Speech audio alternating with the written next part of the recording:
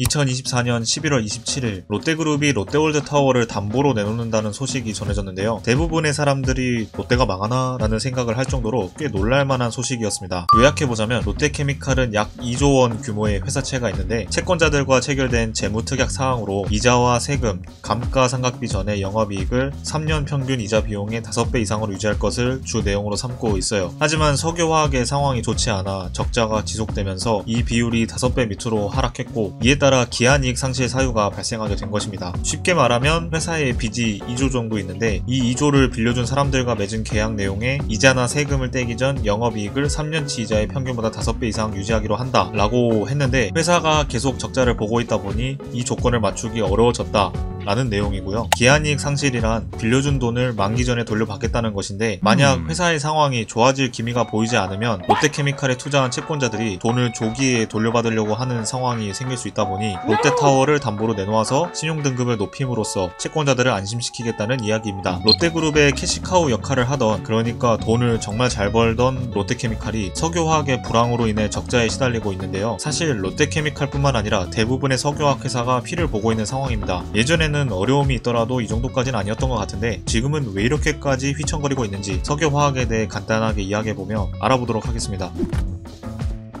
석유는 현재 인류가 가장 많이 사용하고 있는 지하 자원으로 주로 중동 지역에서 많이 생산되며 시추 시설을 이용해 땅속에서 뽑아낼 수 있습니다. 그리고 석유를 열분해해서 기초 원료를 제조하는 과정과 이 기초 원료를 가지고 화학 반응을 시켜서 합성 수지, 합성 섬유, 합성 고무 등을 제조하는 과정을 통틀어 석유화학이라고 해요. 석유화학으로 만들어진 제품들은 우리가 일상에서 자주 사용하는 물건들 대부분의 원료가 되는데, 예를 들어 우리가 흔히 사용하는 페트병, 이 페트병의 페트가 폴리에틸렌 테레프탈레이트라는 합성 수지의 약자입니다. 이외에도 가장 많이 사용되는 플라스틱인 폴리에틸렌, 식품용기, 자동차 부품 등에 쓰이는 폴리프로필렌, 파이프, 인조가죽 제품에 사용되는 폴리비닐 클로라이드 등 이렇게 우리 곁에 가장 밀접하게 존재하는 대부분의 물건들이 석유화학으로부터 만들어집니다. 땅속 깊은 곳에서 뽑아낸 석유를 가열하면 끓는 점 차이에 의해 여러 물질로 분리가 되고 불순물을 제거할 수 있는데요. 이러한 과정을 석유 정제라고 합니다. 석유는 정제 과정을 거치며 LPG, 휘발유, 나프타, 항공유, 등유, 경유, 중유,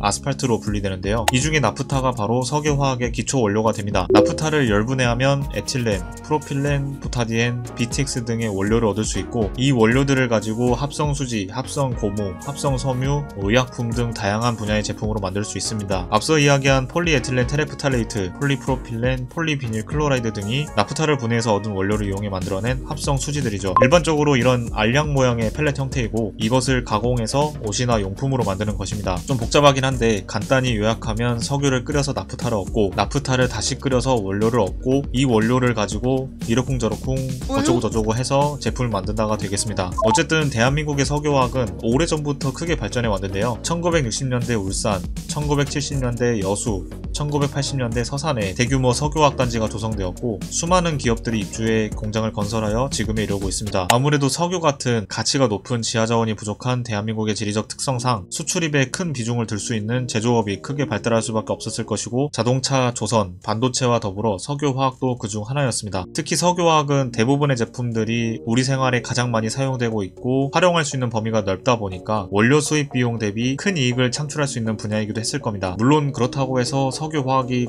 꾸준히 흑자를 보는 분야는 아니에요. 한국은 석유를 수입해서 사용하다 보니 국제 유가에 영향을 많이 받을 수밖에 없습니다. 흔히 정유와 석유화학은 반대로 움직인다고 하죠. 유가가 높아지면 정유는 흑자, 석유화학은 적자, 유가가 낮아지면 정유는 적자, 석유화학은 흑자인 구조인데, 제품의 가격이 동일하다고 했을 때 원가가 올라가면 당연히 손해를 많이 볼 수밖에 없을 거예요. 반대로 원가가 내려가면 이익을 많이 보겠죠. 이렇게 사이클이 존재하기 때문에 국제 정세에 따라 흑자가 될 수도 있고 적자가 될 수도 있는데, 그 전까지는 적자라고 해도 큰 타격은 없었는데, 그렇다면 현재는 왜 이렇게까지 휘청거리고 있는 걸까요? 분명 한국의 석유화학은 세계에서 인정받고 있습니다. 기름 한 방울 나지 않은 땅에서 산업의 쌀이라고 불리는 앞서 언급한 폴리에틸렌의 원료가 되는 에틸렌의 연간 생산 능력이 세계에서 4번째로 꼽힐 만큼 성장했고, 어떻게 보면 반도체와 함께 한국 산업의 위상을 알리기 좋은 아이템이었습니다. 그러나 지금은 앞으로의 생존을 장담하기도 어려울 정도라고 많은 전문가들은 예측하고 있어요. 현재 상황이 악화된 가장 큰 이유는 바로 공급 과잉입니다. 수요에 비해 공급이 너무 과다하다, 즉 필요한 양에 비해 너무 많이 만들어지고 있다는 뜻입니다. 뜻인데, 이렇게 된 것은 바로 중국의 영향이 큽니다. 이전까지 한국 석유화학 회사들의 최대 수출 시장은 바로 중국이었어요. 수출에서 중국이 차지하는 비중이 약 절반에 달했습니다. 거의 대부분 중국에 가져다 판매한다고 보면 되는데, 2020년대 들어 중국이 석유화학 공장을 어마무시하게 건설하면서 그동안 한국으로부터 수입해서 사용했던 석유화학 제품을 중국이 스스로 생산해서 사용하기 시작했어요. 한마디로 자금률을 높이고 있는 겁니다. 그러다 보니 우리나라 기업의 수출 물량은 점점 감소하게 되었죠. 이제 수출 시장에서 중국의 비중이 워낙 크다 보니까 수치상으로는 조금 줄어든 것처럼 보여도 적자로 이어질 정도로 손실이 발생하기 시작했습니다. 거기다 중국이 자기들이 만든 제품의 가격을 한국에서 생산된 제품보다 더 저렴하게, 그리고 더 많이 수출하기까지 하니까, 안 그래도 2020년에는 코로나 유행 때문에 경기 침체로 수요가 줄어들었는데 공급이 과다해져 버린 현상이 발생하게 된 겁니다. 일상을 회복한 지금도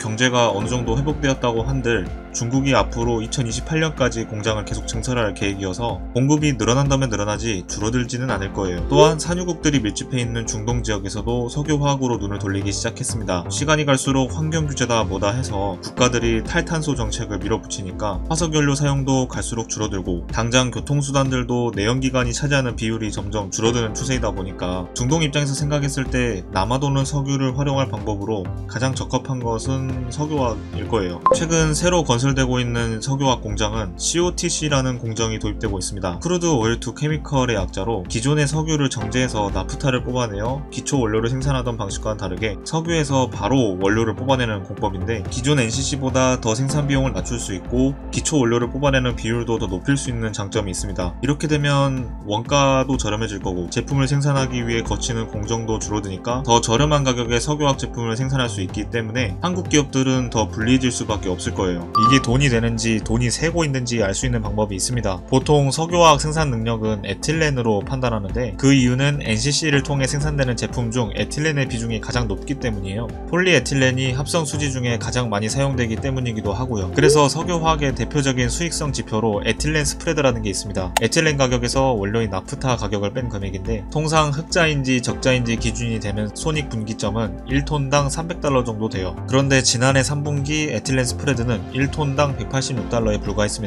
팔면 팔수록 손해라는 소리죠. 거기다 중국이나 중동이 현재 건설하고 있는 COTC 공장들이 생산을 시작하게 될 경우 에틸렌 스프레드는 $100 밑으로 떨어질 수도 있다는 분석도 나왔습니다. 이렇다 보니 한국 기업들 입장에선 당연히 머리가 아플 거예요. 끝나지 않는 터널을 걸어가고 있는 느낌인데, 불과 4년 전에만 해도 한국 석유화학 수출액은 역대 최대 실적이었거든요. 550억 9,200만 달러로 엄청나게 돈을 벌었는데, 일단 가장 큰 이유로는 코로나 때문이었습니다. 코로나로 인해 석유 수요 급감으로 평균 50~60달러대에서 놀던 시세가 $40까지 추락하게 되는데요. 이를 해결하고자 사우디와 러시아 등 주요 산유국이 감산 합의에 들어갔습니다. 공급이 너무 심하니까 생산을 줄이자는 것인데, 러시아가 반대 의견을 표하면서 합의에 실패했고, 사우디는 이때 에라 모르겠다 하고 생산량을 늘려버리는 바람에 유가가 대폭락합니다. 아마 기억하실지 모르겠지만 2020년에 휘발유 가격이 평균 1,481원이었거든요. 유가가 떨어지니 당연히 석유화학은 이익을 많이 남길 수밖에 없을 거고, 어쨌든 이렇게 최고 수출액을 기록하고 그 이후부터 밑으로 계속 곤두박질 치는 상황인데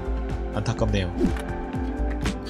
지금까지 한국 석유화학의 현 상황을 알아봤는데, 처음엔 석유화학 공장을 개조해서 다른 용도로 쓸 수는 없는 걸까? 라는 생각도 해보았습니다. 하지만 석유화학 회사에 근무하는 실제 친구 말에 의하면 현실적으로는 불가능하다고 합니다. 아예 공장을 스크랩하고 새로 짓는 것이 돈이 적게 들 거라고 하더라고요. 현재 대부분의 기업이 상황이 조금 나아질 때까지 셧다운을 빈번하게 한다거나 아니면 공장을 아예 외국 자본에 매각하려는 등의 조치를 취하고 있다고 합니다. 그런데 어디까지나 상황이 나아질 것이다 라는 예상을 하고 하는 것인데, 전망을 보면 어둡고 하루빨리 대책이 나왔으면 좋겠네요. 오늘 영상은 여기까지이고 저는 다음 주제로 돌아오도록 하겠습니다.